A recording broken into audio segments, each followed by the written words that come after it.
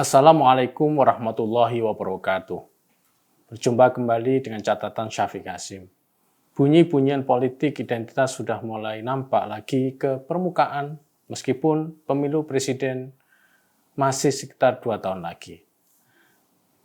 FPI Reborn baru-baru ini sudah menyatakan kembali dukungan politiknya pada salah satu tokoh yang diduga akan mencalonkan diri dalam pemilu presiden 2024, yakni Anies Baswedan. Meskipun segalanya masih bisa berubah, namun organisasi seperti FPI Reborn menyatakan dukungannya secara dini. Hal itu dilakukan paling tidak untuk beberapa tujuan. Pertama, dukungan FPI Reborn untuk menunjukkan bahwa mereka adalah pihak yang pertama dalam mendukung calon presiden tertentu. Jika nanti benar-benar sang figur dukungan jadi mencalonkan diri, maka itu mereka sudah menanamkan jasanya berupa dukungan lebih awal. Kedua, mereka ingin menjadi pelopor bagi yang lain sebagai organisasi yang baru dideklarasikan meskipun memakai nama FPI di dalamnya. Menjadi pionir apalagi dalam urusan politik elektoral adalah hal yang penting untuk meningkatkan daya tawar mereka. Melalui ilustrasi di atas, saya ingin mengatakan jika politik identitas nampaknya akan menjadi penghias pemilu presiden 2024. Kita sebenarnya berharap agar politik identitas tidak lagi digunakan dalam pemilu 2024. Banyak pelajaran bahkan kerugian yang sudah kita rasakan karena penggunaan politik identitas. Masyarakat menjadi terus terbelah meskipun hajatan politiknya sudah selesai. Mereka terus saja berolok-olok satu sama lain antara pihak yang menang dan pihak yang kalah.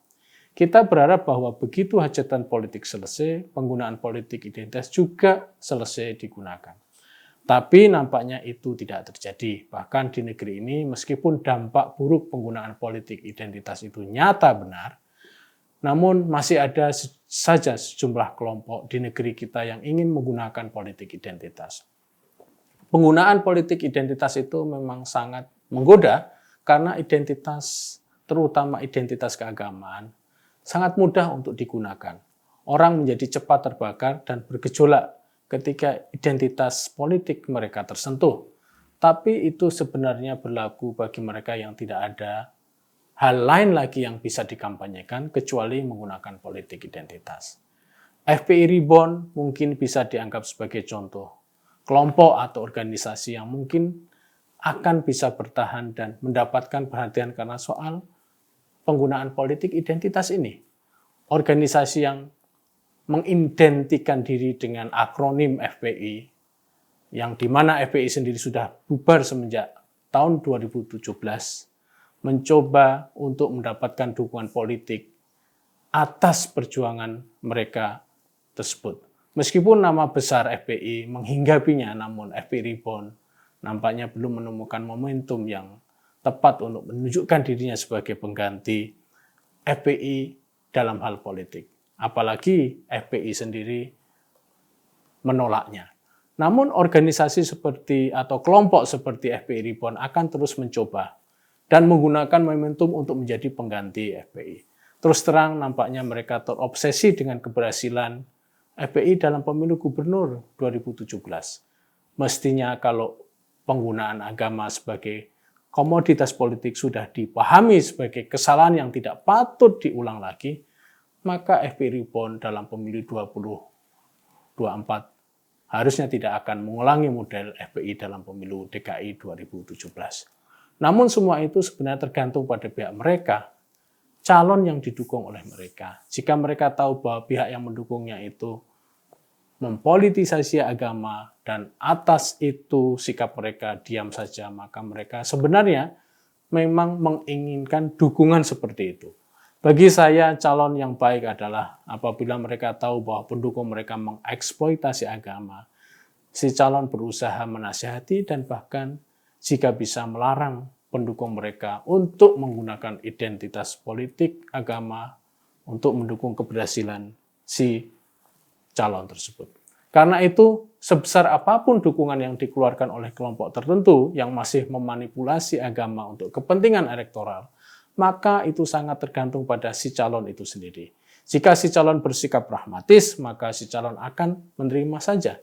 Namun sejarah akan memberitahu kita, karena sekali lancung maka itu akan selalu diingat, apalagi jika itu terkait dengan peristiwa penting seperti pemilu presiden. Penggunaan politik identitas di sini sebenarnya bukan persoalan tentang menang atau kalah dalam kontes pemilu. Namun ini lebih merupakan keyakinan bahwa kontestasi politik itu bisa dilakukan dengan cara-cara yang baik. Cara-cara terbuka yang tidak mempersoalkan perbedaan keyakinan dan agama dalam berpolitik. Namun saya sadar bahwa masih banyak dari kita, terutama organisasi yang berambisi seperti FPI Reborn ini dan kawan-kawan yang lain, yang tidak mempersoalkan bahkan menganjurkan penggunaan politik identitas sebagai senjata dan alat untuk menang bagi mereka. Bahkan tidak sedikit dari kelompok muslim di Indonesia yang menganggap bahwa penggunaan politik identitas itu dipahami sebagai perintah agama itu sendiri, meskipun politik identitas menghasilkan hal yang banyak ditentang oleh agama. Tidak hanya di situ, banyak kalangan yang merasa bangga jika melakukan model politik identitas. Disinilah letaknya mengapa politik identitas tidak dianjurkan untuk digunakan untuk politik praktis yang mewajarkan intrik, pembunuhan karakter melalui kampanye negatif, dan banyak hal buruk lainnya untuk sebuah kemenangan. Jika nama agama digunakan untuk upaya itu semua, maka seolah-olah agama memerintahkan kita untuk melakukan itu semua, padahal tidak.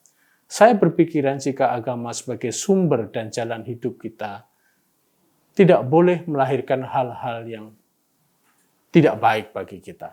Hal-hal yang bermoralah yang pantas kita nisbahkan pada agama.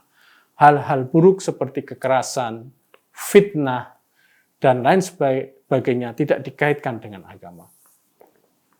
Prinsip hal yang suci tidak bisa dijadikan sebagai sumber atau tautan bagi hal-hal yang tidak suci. Hal yang baik tidak bisa dijadikan rujukan untuk berbuat hal yang tidak baik. Secara hak politik, kelompok seperti FPI Reborn memang memiliki hak sepenuhnya untuk mengeluarkan dukungan pada calon tertentu sedini mungkin.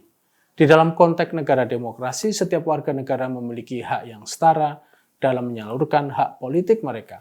Namun perlu dipahami juga bahwa setiap orang memiliki aspirasi yang tidak sama pula. Sementara politik identitas menyetir aspirasi politik agar semua sama. Tidak hanya menyetir, bahkan mengecam dan mengeluarkan dari kalangan muslim untuk mereka yang memiliki aspirasi berbeda dari kalangan mereka.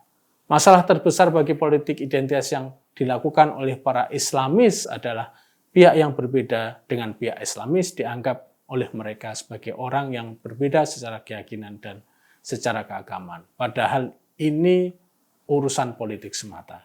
Sebagai catatan, politik identitas nampaknya akan tetap ada dalam pemilu 2024 karena masih ada saja kelompok yang menggunakan itu. Benteng terbaik bagi kita adalah kita tidak mau atau menyadari bahwa penggunaan politik identitas itu tidak konstruktif bagi kehidupan politik kita meskipun itu menang. Demikian, wassalamualaikum warahmatullahi wabarakatuh.